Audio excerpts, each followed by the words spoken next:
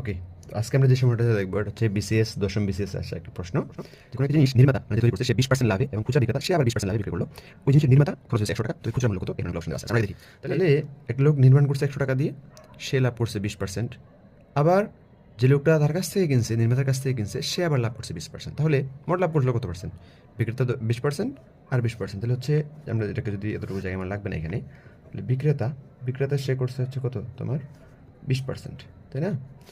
আর যে হচ্ছে বিক্রেতার কাছ থেকে যে কিনছে মানে খুচরা বিক্রেতা, ধরো আমরা আপাতত ক্রেতা হিসেবে সাব্যস্ত করছি, ও আবার লাভ করছে কত পার্সেন্ট? 20%। তাহলে এর কাছ থেকে আবার খুচরা যে বিক্রি করছে মানে ক্রয় করছে, সে কত টাকা দিয়ে ক্রয় করছে সেটা আমাদের বের করতে হবে। খুবই সহজ, দুজন যেহেতু 20-20 করে লাভ করছে, 20% লাভ করছে, 20% লাভ করছে, তার মানে মোট দুজনে লাভ করছে কত পার্সেন্ট? 40%। তাহলে মোট আমাদের খুচরা, এই যে এখানে বলা হয়েছে যেটা খরচ হয়েছে কত, নির্মাণের খরচ হয়েছে, তাহলে খরচ হচ্ছে কত? খরচ আমাদের হিসাব করতে পারি আমরা 100 টাকা। 100 টাকা। আচ্ছা, তাহলে 40% মানে কি? 100 টাকা তো 40 টাকা লাভ, আমাদের খরচ যেহেতু 40 টাকাই, 100 টাকাই, তাহলে হিসাব করে আমাদের জন্য সহজ আছে। 40% মানে 100 টাকা, 40% মানে 40 টাকাই। তাহলে এটা হচ্ছে লাভ করছে দুজন মিলে।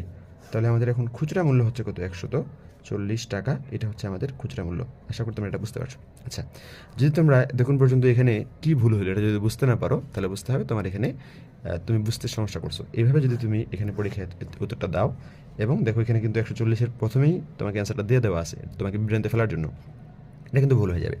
তাহলে এখন কী করতে হবে দেখো, এটাতে সমস্যাটা হচ্ছে কথা। আচ্ছা, আগে আমরা সঠিকটা কী হবে সেটা আমরা করি। তাহলে প্রথম যে নির্মাতা, নির্মাতা নির্মাতা কত টাকা বিক্রি করবে? নির্মাতা বিক্রি করবে, যেহেতু সে প্রথমে বিক্রি করবে, সে বিক্রি করবে 120 টাকায়, তাই না? ও 100 টাকা তৈরি করছে, 20% লাভ করছে, 120 টাকা ধরলাম। এখন দ্বিতীয় যে ক্রয় করছে, যে ও ক্রয় করলো কত টাকা? তাহলে 120 টাকা।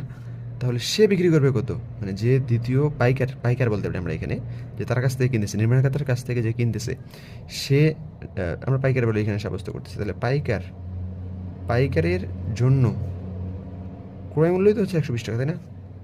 ক্রয় মূল্য 120 টাকা।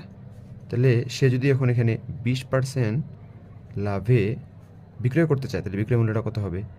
বিক্রয় মূল্য 20% লাভে বিক্রয় মূল্যটা কত হবে? 120 টাকা তো আগে থেকে আছে যোগ, আবার 120-এর হচ্ছে তোমার 20%, মানে 20 বাই হচ্ছে তোমার এখানে কত?